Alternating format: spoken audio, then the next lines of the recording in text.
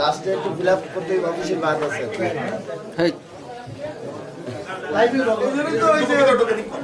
কাকা সেই জায়গায় সামনে আসেন।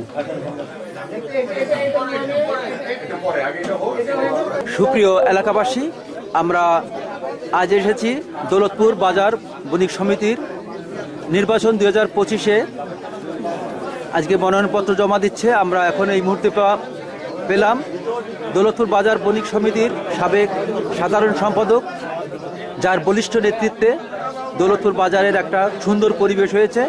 এই যাবৎকালের সর্বশ্রেষ্ঠ এবং যার নেতৃত্বে বাজার কমিটির যে একটা রেজিস্ট্রেশন হয়েছে, যার বলিষ্ঠ নেতৃত্বে এই সেই নান্নুমরোল 4 নম্বর ওয়ার্ডের নয়নের মণি, দৌলতপুর বাজারের গণমানুষের নয়নের মণি নান্নুমরোল। আজকে আমি নান্নুমরোলের সঙ্গে কথা বলবো। আচ্ছা, আপনি এই বাজার কমিটিতে এর আগেও আপনি সাধারণ সম্পাদকের দায়িত্ব পালন করছেন, এবং যে আপনি নতুন করে যদি সাধারণ সম্পাদক নির্বাচিত হন, তাহলে এই বাজারের যে সমস্যা আছে, যেমন নদী ভাঙ্গন, এখানে যে পরিবেশ এবং অত্র অঞ্চলে আশেপাশের মানুষজন যারা বাজারে এসে অত্যাচার করে, এর জন্য আপনি কি করতে পারবেন? আমি বিগত টার্মের সাধারণ সম্পাদক হিসেবে দায়িত্ব পালনরত অবস্থায় ছিলাম। সেই নির্বাচনে আমি একটা ইশতেহার দিয়েছিলাম। সেই ইশতেহারে ম্যাক্সিমাম কাজ আল্লাহর রহমতে আপনাদের দোয়ায় বাস্তবায়ন করতে পেরেছি। আর আমার এই অসম্পন্ন কিছু কাজগুলো, সেটা যদি আপনারা আবারও আমাদের এখানে নিয়ে আসেন, তাহলে দেখা যাচ্ছে যে এই অসম্পূর্ণ কাজগুলো আমরা সক্ষম হব।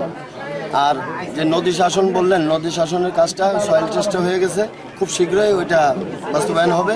আপনার এই পাশাপাশি চাঁদিয়ানা সত্ত্ব, তারপরে হচ্ছে বাথরুম অসম্পন্ন অবস্থায় আছে, এটাও নতুন করে সংস্কার হবে। ইঞ্জিনিয়ার সাথে আমার কথা হয়েছে, সে আপনার হচ্ছে খুব শীঘ্রই আর কি ওইটা বাস্তবায়ন হবে। সুন্দর একটা পরিবেশ আমরা পাবো। আমি যখন এই বেড়া যদি আপনারা আমার নির্বাচিত করে নিয়ে আসেন, তাহলে দৌলতপুর বাজার একটা মডেল বাজার হিসেবে আমি সেইভাবে আপনাদের সামনে উপস্থাপনা করব, ইনশাল্লাহ। দোয়া করবেন।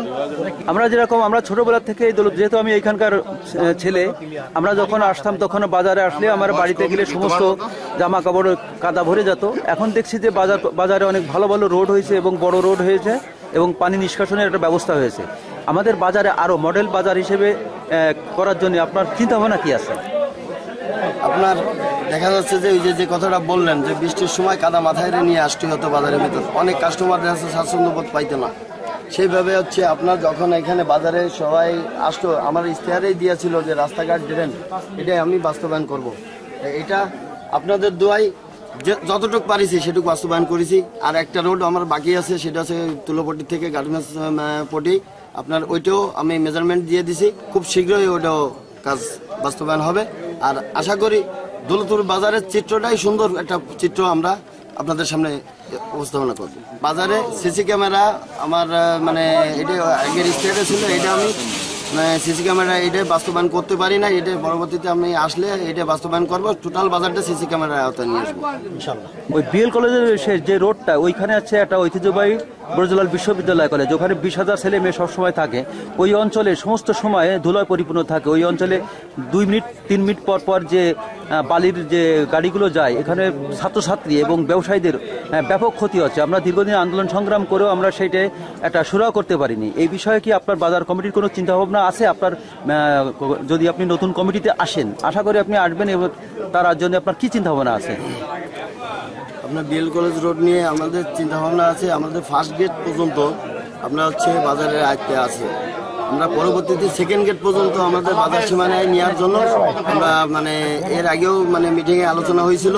আমরা যে সময় ক্ষমতায় ছিলাম, এটা নির্বাচনের পরে এই সেকেন্ড গেট পর্যন্ত সবাই নিয়ে আমরা ওইটা ইনক্লুড করে নেব।